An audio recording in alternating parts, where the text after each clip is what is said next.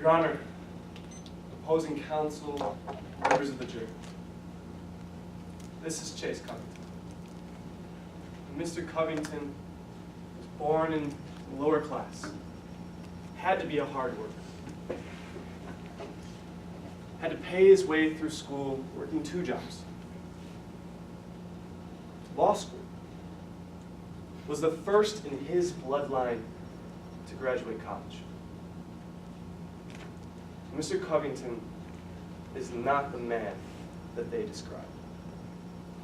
The person they described is dishonest, distasteful, disrespectful.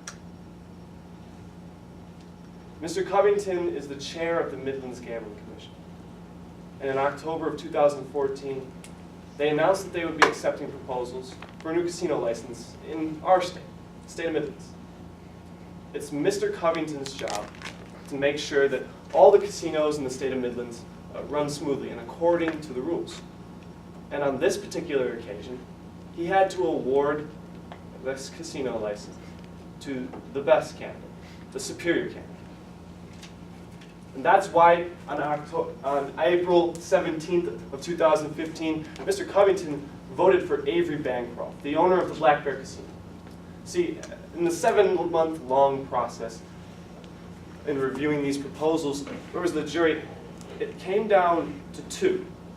The first being Ms. Bancroft's proposal, the owner of the Black Bear Casino and a respected businesswoman in the state of Midlands, and a cooperation between Shannon Stark and J.C. Longstreet.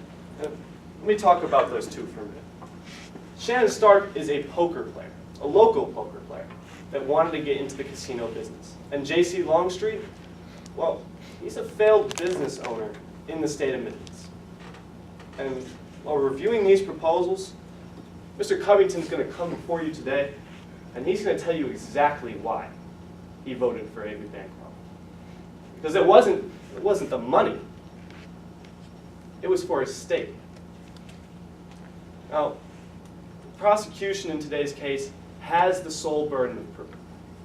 They have to prove to you beyond a reasonable doubt, the highest bar in our legal system. They have to prove to you 3 elements.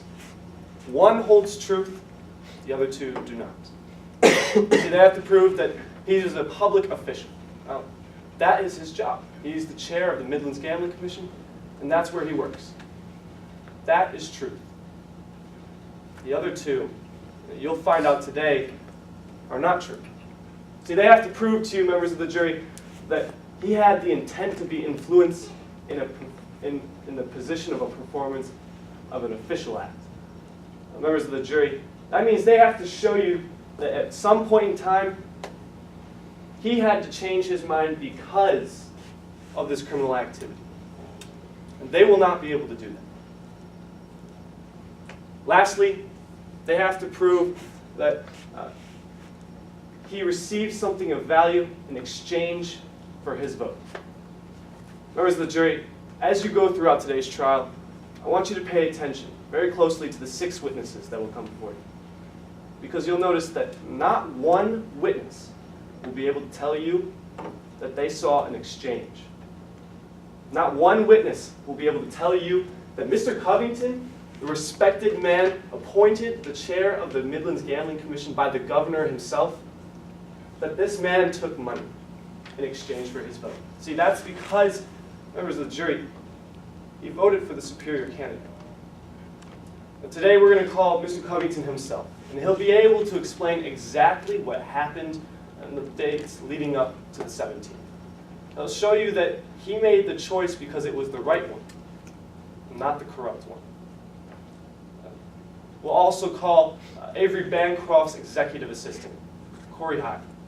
Ms. Hyde is going to talk about the events leading up to the 17th as well, and how hard Mr. Covington was working to make sure that he really had the best proposal on his desk, to make sure he picked the right proposal.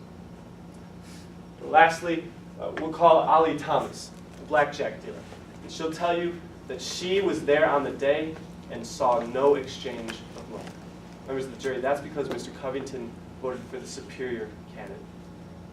Thank you.